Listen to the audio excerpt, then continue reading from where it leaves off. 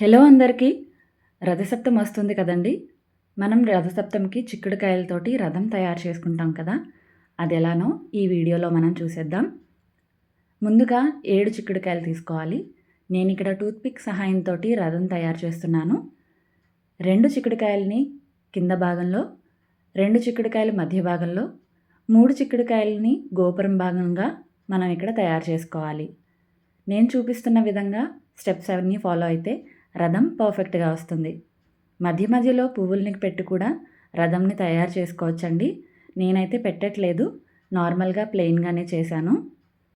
ఇలా రథం కంప్లీట్ అయిన తర్వాత గంధం కుంకుమ బొట్లతోటి రథాన్ని అలంకరించుకొని, మీ దగ్గర సూర్యభగవానుడి ప్రతిమ ఉంటే తమలపాకులో పెట్టుకుని పైన రథం పెట్టుకుని మీకు నచ్చిన విధంగా పూజ చేసుకోవచ్చు.